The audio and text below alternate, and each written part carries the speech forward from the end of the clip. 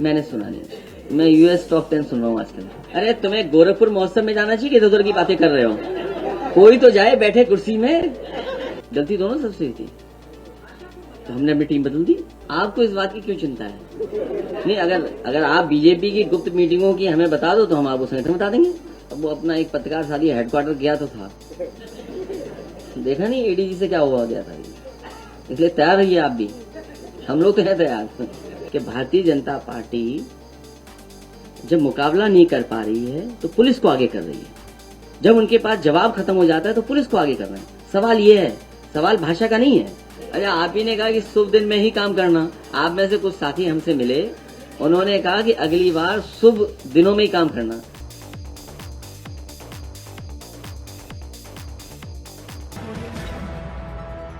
Ganga action plan जो पहला बना था और समय समय पर सुप्रीम कोर्ट, हाई कोर्ट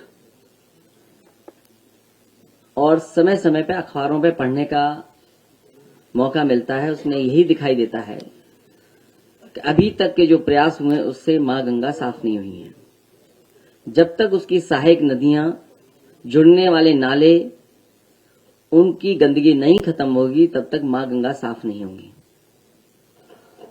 हजारों करोड़ रुपया साफ हो गया है लेकिन अभी तक नदियां साफ नहीं हुई हैं। समाजवादियों का भी प्रयास था कि गोमती को एक उदाहरण की तरह समाज के सामने और देश के सामने रखा जाए, और यही अगर और नदियों के लिए योजना और कार्यक्रम बनेंगे तो नदियां शहरों के अंदर साफ बहेंगी।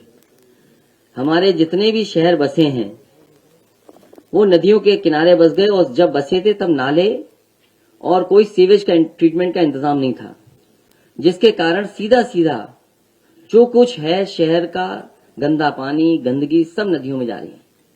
जब मैं संगम में गया, मैं उस नाव में जब बैठा तो मैंने कहा ये सरकार ने तो बहुत अच्छी नाव खरीद ली है। तभी उसमें एक कर्मचारी ने कहा ये वही नाव है जो आपने खरीदी थी। तो जो यहाँ की अच्छी चीजें थी वो सब खत्म कर दी सरकार ने। तो ये सरकार क्या दिखाना चाहती है? मैंने कन्नौज का एक अखबार पढ़ा, हो सकता है हर जिले में इसी तरह का सरकार प्रयास कर रही हो। जो वहां के कारोबारी ने अपने हिसाब से जो काम शुरू किए, कोल्ड स्टोर बनाया या कोई और रोजगार या कारोबार किया, उसका भी इन्वेस्टमेंट में पार्ट बना दिया। तो कहीं ऐसा तो नहीं कि दुनिया से इन्हें इन्वेस्टमेंट न मिल रहा हो। हमारे यहाँ जो स्वयं उद्योगपति या कारोबार करने वाले जो समय समय पे काम करते हैं उसको भी इन्वेस्टमेंट में शामिल कर दिए हों।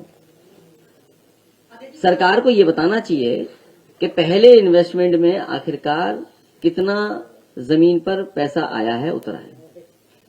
इसलिए मैं एक बार फिर, क्योंकि और जाने क्या क्या पूछोगे, अभी इन्वेस्टमेंट मीट पे मैंने कहा है कि सरकार जहां इन्वेस्टमेंट की बात कर रही है वहीं सरकार को ये भी बताना चाहिए कि पहले एमओयू हुए थे उसको कितना जमीन पर उतारा और किस इंडस्ट्रियल पॉलिसी के तहत क्या इंसेंटिव देकर के आप उद्योग ला रहे हैं। जब आपके पुराने एमओयू जमीन पर नहीं उतरे हैं तो नए एमओयू जमीन पर कैसे उतरेंगे? और फिर नया इंसेंटिव क्या दे रहे हो आप? ये केवल चुनाव की तैयारी है, जनता को धोखा दे रहे हैं।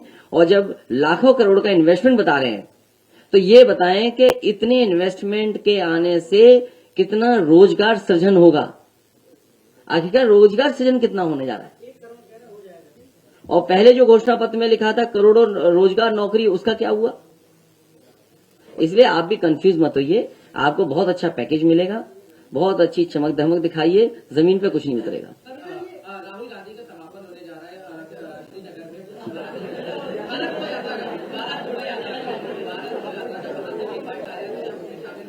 उसके अभी इनवाइट आया है तो मैं अभी पार्टी से डिस्कस करूंगा, उसके बाद उस पर फैसला लूंगा।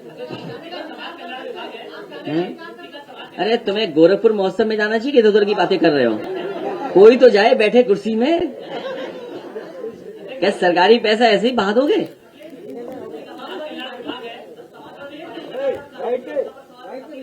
अरे बैठ के भैया, बैठ के, बैठ जा भाई। अब कोर्ट में हमें कोर्ट पे भरोसा करना पड़ेगा, न्यायालय पे भरोसा है हमें।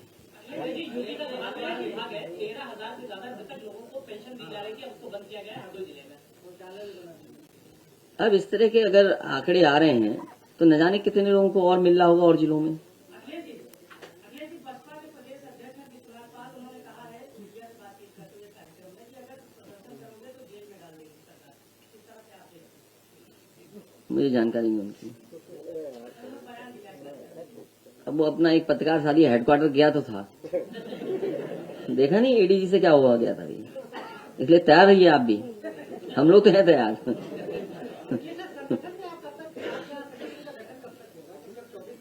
आपको इस बात की क्यों चिंता है? नहीं, अगर आप बीजेपी की गुप्त मीटिंगों की हमें बता दो तो हम आपको संगठन बता देंगे।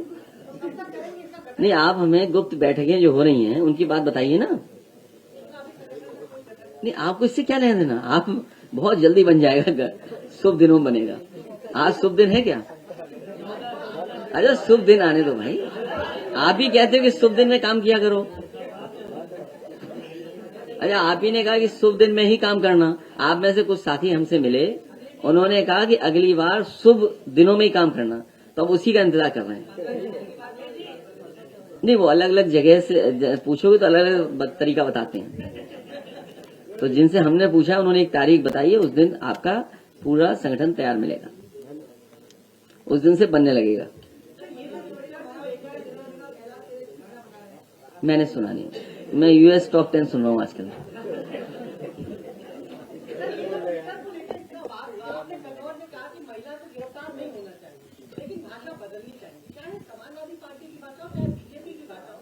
राजनीति में आपने हमेशा कहा कि एक भाषा की मर्यादा है, लेकिन मर्यादा तो किसी मर्यादा तो किसी दोनों तरफ से, गलती दोनों सबसे हुई थी, भाषा की मर्यादा। तो हमने अपनी टीम बदल दी। लेकिन सवाल ये नहीं है, सवाल ये है कि भारतीय जनता पार्टी जब मुकाबला नहीं कर पा रही है तो पुलिस को आगे कर रही है, जब उनके पास जवाब खत्म हो जाता है तो पुलिस को आगे कर रहे हैं। सवाल ये है, सवाल भाषा का नहीं है। आज तक जितने भी हमने तहरीर दी हैं, अगर किसी तहरीर पे कार्रवाई हो तो बताएं, एफआईआर दर्ज हुई हो तो बताएं। तो इसका मतलब यह हुआ कि पुलिस को भारतीय जनता पार्टी चला रही है, उनकी भाषा क्या है। इसीलिए मैंने हिंदी दिवस के दिन कहा कि भारतीय जनता पार्टी को और उनके लोगों को अपनी भाषा ठीक तरीके से लिखना चाहिए, सभ्य भाषा का इस्तेमाल करना चाहिए। और ये रणनीति है उनकी, ये कोई वो नहीं है, रणनीति है उनकी कि किसको आगे करना है, किसकी जात से लाभ उठवाना है, जवाब किस जाति के व्यक्ति से दिलवाना है। तो ये उनका जाति की आधार पर सोच है। आप नहीं समझते इन बातों को, हम लोग समझते हैं इन बातों को, और समझते आप भी हो। ये हमारा पत्रकार साथी क्यों सवाल पूछ रहा है, जिस नेता का कोई नाम ही नहीं बचा, कुछ है ही नहीं। अब जो भी हो गाना के साथ साथ एक और बगल में नाम था। तो सवाल वो नहीं है, सवाल ये है कि क्या चाहती है सरकार। ये पिछड़ों को बांटना चाहती है, जात के आधार पर काम करती है। इनके पास जवाब नहीं है, इसलिए बहुत जल्दी आप पार्टी का कार्यक्रम भी देखोगे और जो आपने कहा संगठन, वो भी तैयार मिलेगा।